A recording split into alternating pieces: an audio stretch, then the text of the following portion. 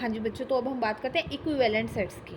अब equivalent sets और equal sets, इन दोनों में बच्चे कंफ्यूज हो जाते हैं। पहले मैं आपको डेफिनेशन बताती हूँ इक्विवेलेंट सेट्स क्या होते हैं। इक्विवेलेंट सेट्स वे दो सेट होते हैं टू फाइनाइट। पहली बात तो वे दोनों फाइनाइट होने चाहिए, उनके जो नंबर हैं, उनकी संख्या जो है एलिमेंट्स की, सेट्स की काउंटेबल होनी चाहिए।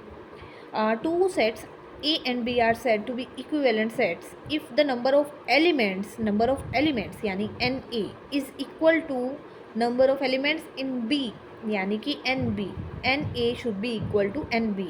हाँ जी, इक्विवेलेंट सेट में बोला जाता है कि उनकी संख्या सेम होनी चाहिए, ठीक है। और इक्वल सेट्स में बोला जाता है कि every element of A is an element of B and B every element of B is an element of A, यानी कि एलिमेंट सेम होने चाहिए, संख्या की बात नहीं हो रही। और इसमें बात हो रही है संख्या की, नंबर की, ठीक है बच्चों। जैसे इसमें था 379, तो 793, 248 एलिमेंट सेम, 248 है तो इसमें 248 होना चाहिए, कोई अदर एलिमेंट नहीं होना चाहिए। इसमें हम बात करें तो हमें इसमें डिपेंड हमें नहीं चाहिए, हमें इसमें ये नहीं है कि 1 है तो 1 ही उसमें हो, हमें चाहिए सिर्फ संख्या।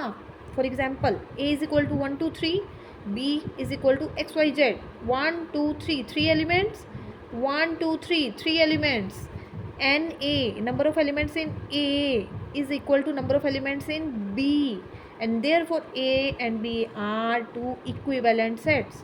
ये हो गए हमारा इसका सिंबल इक्विवेलेंस। इक्विवेलेंस को हम इस तरह से रिप्रेजेंट करते हैं। इक्वल सेट्स को हम रिप्रेजेंट करते हैं A is equal to B, और इक्विवेलेंट